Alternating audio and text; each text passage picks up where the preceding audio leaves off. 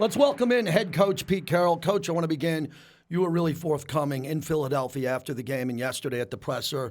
You weren't expecting 2 wins. Now, how is the team handling your message coming off the Philly loss? Well, we'll find out as we perform. These guys have been really strict to it. They've been rock solid about every day working and coming in with an attitude and a mentality, trying to help each other be better. You know, all of the right things that we preach.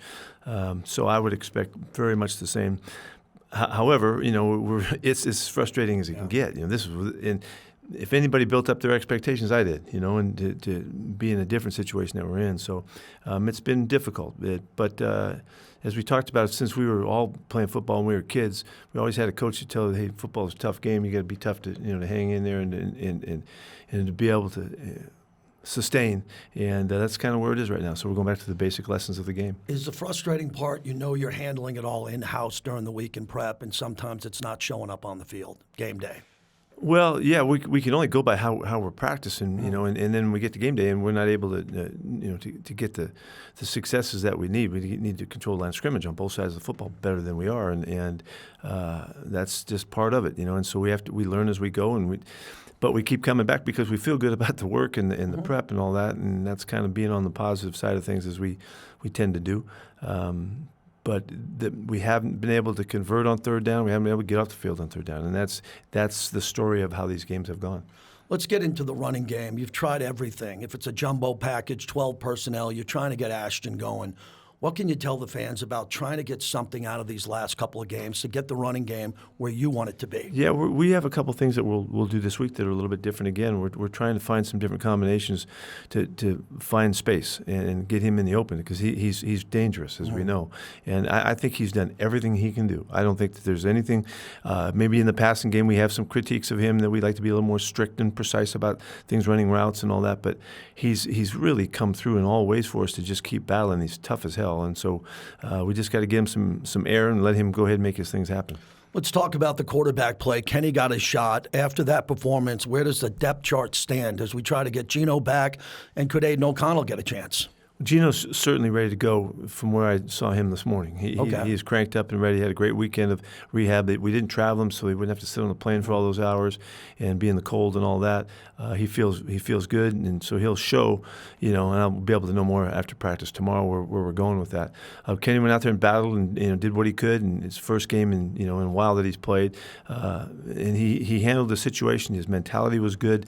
We weren't as clean as we needed to be to take advantage on the early sequences that we had in the game to convert, and so it got hard. It got hard on him, but Aiden has been working well, and he's done a nice job in practice, and there was I would love for him to get some play time, but I would like to get it for the right reasons because we're winning the game. Before we get to Houston, Devin White has a chance to break the record here with the Raiders for tackles, and they come in bunches for him. And when you see the linebackers pursuing on the football, we've talked about missed tackling at times, but what about Devin and where he stands with these last 3 games? Yeah, what an active football player he has been. The guys in our systems have always got a lot of tackles. Yeah. Bobby's has been up there for years, and so here is Devin. It's not really that big a surprise that he would have the opportunity, but he's all over the field, and he's making all kinds of things happen.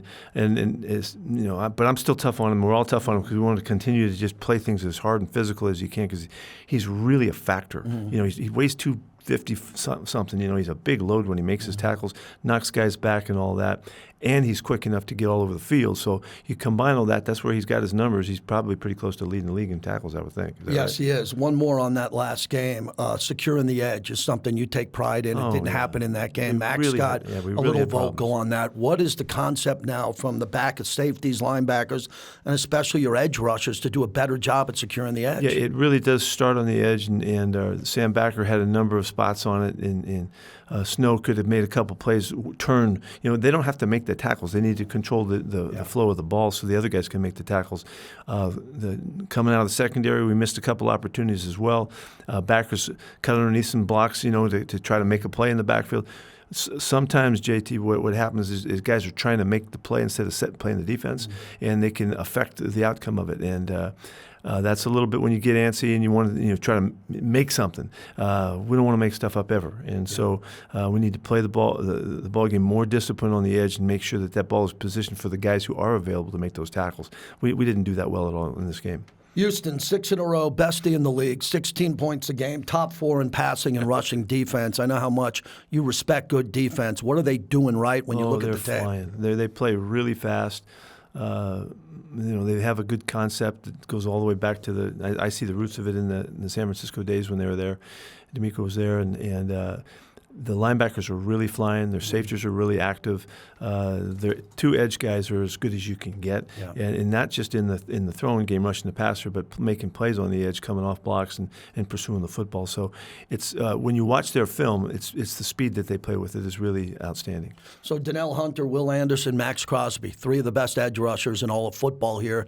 Well, you got to contain 2 of them there with as much help as you can get. They really pop on tape. Yeah, they're like I said, it's not just plays at them where they make plays. They chase the football great, and they give you all kinds of issues on the pass rush. So the combination has turned into a bunch of turnovers. They're like plus 14 or something for the year, which is a fantastic number. But that's the kind of numbers that go along with having one of the best defenses in the NFL. Dalton Schultz and Nico Collins. So one's a really good possession tight end, and the other one's a game-breaking wide receiver. What are some concerns there? Yeah, well, Dalton's, they use him. He's all over the place. Yeah. He's basically an interior receiver, and he's the sure guy they go to, and you can tell that they've got a real feel for him. Nico is a game breaker, and he's got the ability to make the plays, and steal the ball away from you. He gets guys deep.